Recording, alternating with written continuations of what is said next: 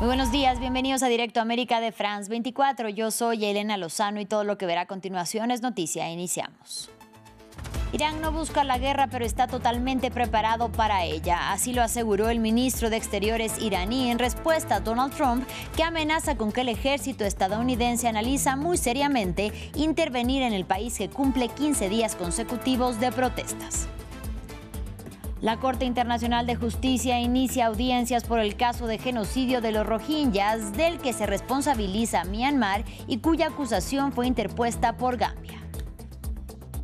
El gobierno de Venezuela asegura que en las últimas horas fueron excarcelados 116 opositores, mientras la organización Foro Penal ha podido confirmar 24 que habrían tenido lugar durante la madrugada, entre ellas las de 2 ciudadanos italianos. Las liberaciones iniciaron tras la captura de Nicolás Maduro.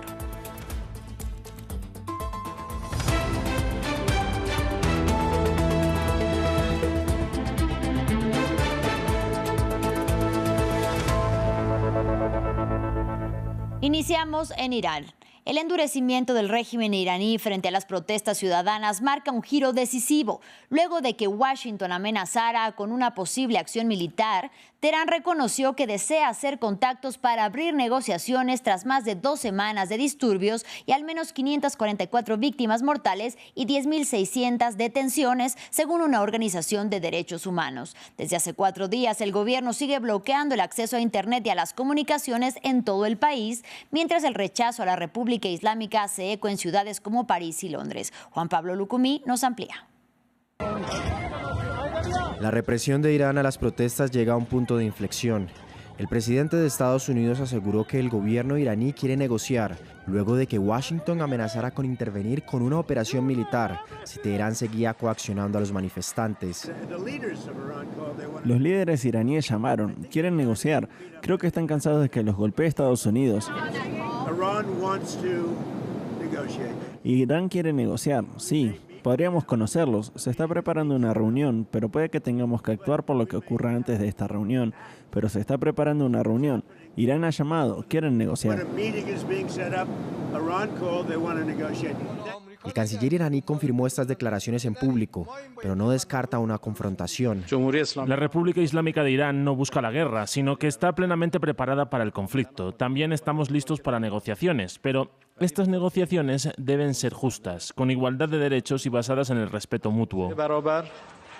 Este lunes se cumplen 15 días de protestas en Irán, unas de las más importantes en los últimos años. El elevado costo de vida fue uno de los grandes detonantes. El gobierno dejó de publicar los datos de inflación, pero en octubre los precios generales subieron a un ritmo cercano al 50% anual. La agencia de noticias de activistas de derechos humanos, con sede en Estados Unidos, estima que más de 500 personas han muerto y cifra a los detenidos en más de 10.000. Este lunes, la televisión estatal difundió en vivo manifestaciones en favor del gobierno, calificándolas como un levantamiento contra lo que denomina como terrorismo sionista estadounidense, a quien acusa de incentivar las protestas para provocar una intervención militar extranjera. Mientras en ciudades como París, Londres o Berlín también se han realizado manifestaciones, pero en apoyo a quienes reclaman contra el gobierno y en contra del líder supremo de la nación persa. Israel habría asesinado al jefe de la policía de Han Yunis, el general Mahmoud Ahmed, al sur de la Franja de Gaza. El Ministerio de Interior gazatí acusó a Tel Aviv de ser responsable de un tiroteo perpetrado desde un vehículo en la zona de Mawasi, que está ubicada fuera del área en la que, según la fase inicial del acuerdo entre Israel y Hamás, deben de permanecer las tropas israelíes. El Ministerio de Salud de Gaza confirmó la muerte de 7 personas y 3 de ellas en Han Yunis. Las agresiones de Israel continúan pese al alto el fuego que entró en vigor en octubre pasado.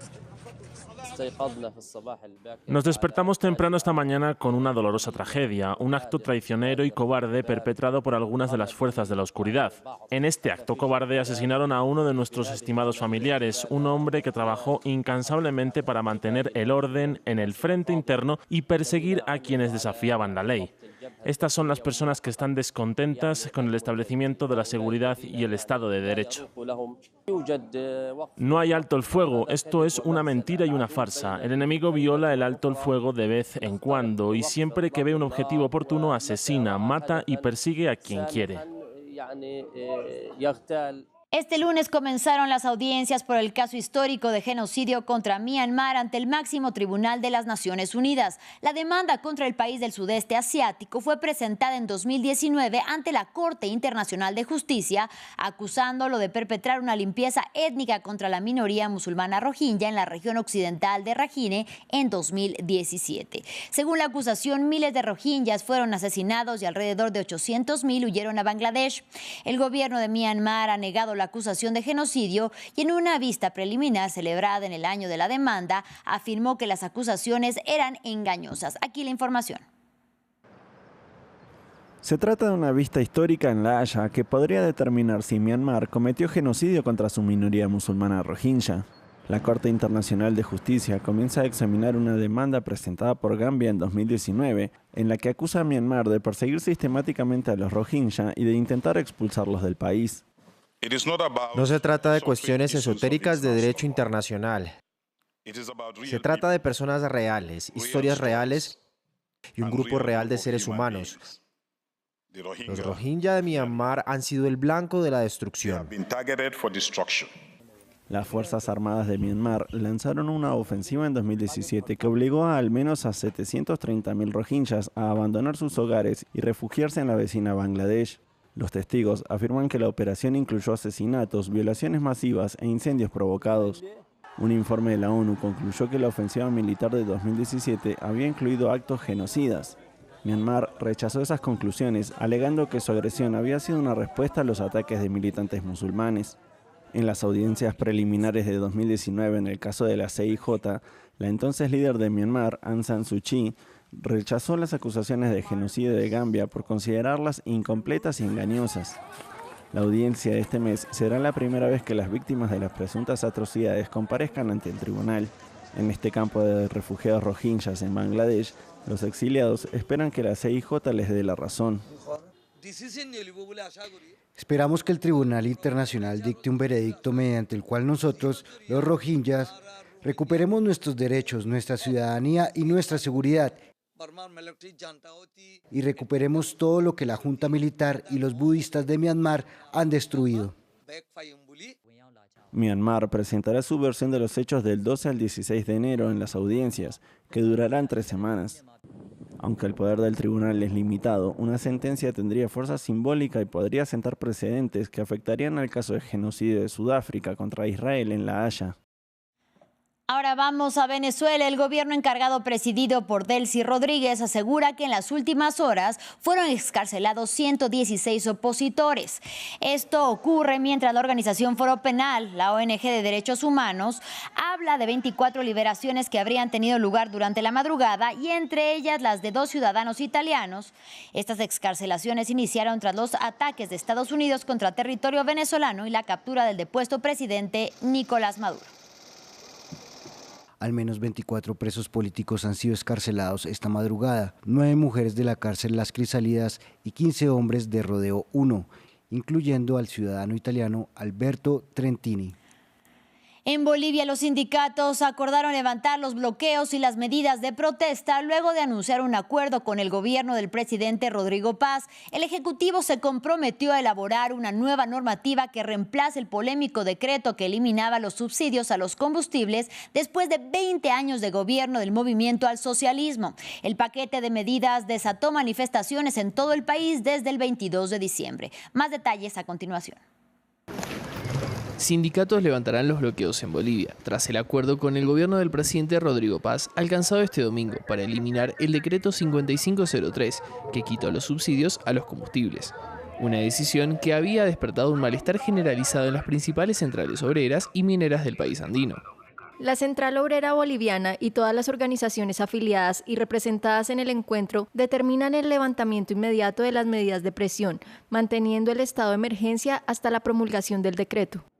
Desde el 22 de diciembre, Bolivia era escenario de bloqueos y protestas en las calles de las principales ciudades y en caminos interurbanos.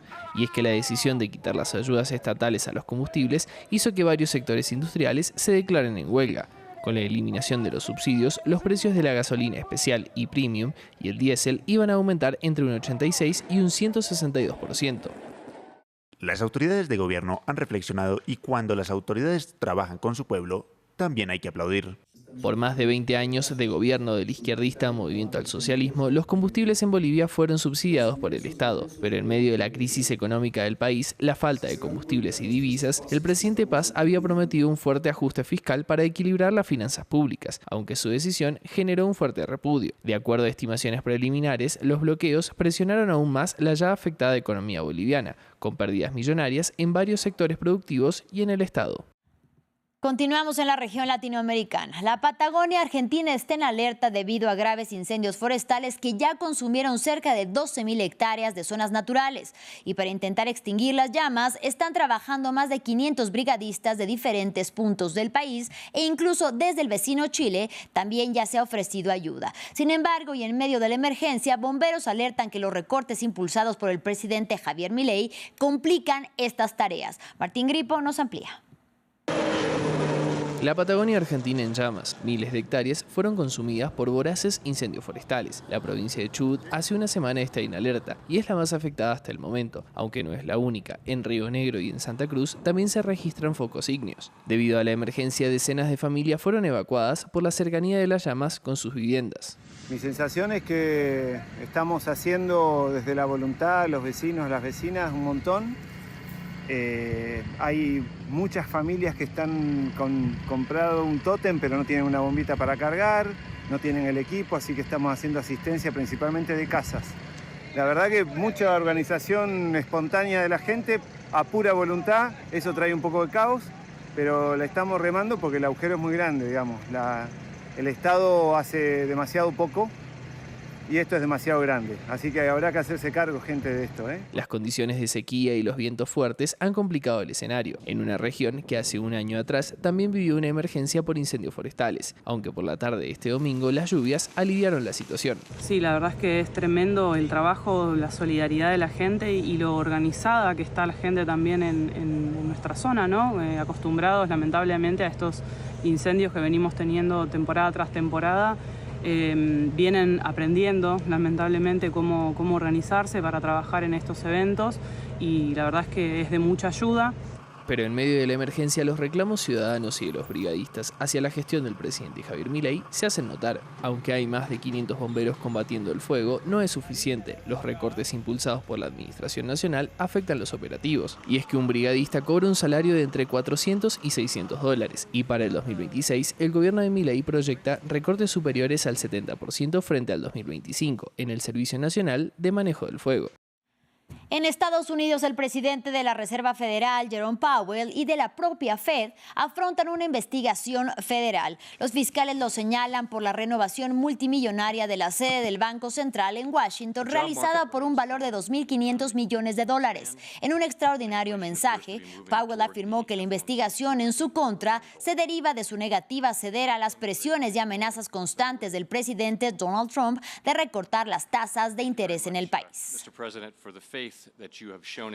Finalizamos en la Unión Americana. En el estado de Minnesota sigue la tensión entre ciudadanos y los agentes federales de los servicios migratorios desplegados en la zona. Activistas denunciaron nuevas detenciones que irían en contra de la legislación vigente. Mientras tanto, continúan las manifestaciones en Minneapolis y las principales ciudades de Estados Unidos que fueron provocadas por el asesinato a manos de un agente del ICE de Renee Nicole Wood. Diego Bassani nos amplía. Persisten los operativos del ICE en Minnesota a pesar de las manifestaciones por la muerte de Renee Wood.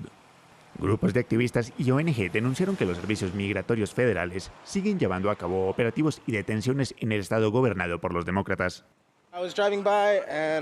Pasaba por allí en el auto y vi, creo, al menos a 4 agentes del ICE secuestrando a un hombre. No hablaron mucho con nosotros. Uno de ellos se burlaba abiertamente del equipo. Así que sinceramente no les importa el Estado de Derecho. Van a hacer lo que quieran y seguirán haciéndolo hasta que la gente se organice. Entre tanto, este domingo se realizaron en Minneapolis nuevos homenajes en memoria de Renee Wood, la mujer que murió como consecuencia de las balas de un agente del ICE tras un altercado callejero. Asimismo, se realizaron manifestaciones en varias ciudades capitales de Estados Unidos, como Nueva York, en contra del despliegue de agentes federales en todo el país, con el fin de realizar redadas contra migrantes en situación irregular. El año pasado llevaba los mismos carteles y ahora son más relevantes que nunca. Lo que ocurrió en Minnesota con René Good es precisamente lo que me ha llevado a salir este fin de semana, pero tengo que poner de mi parte y alzar la voz contra esto.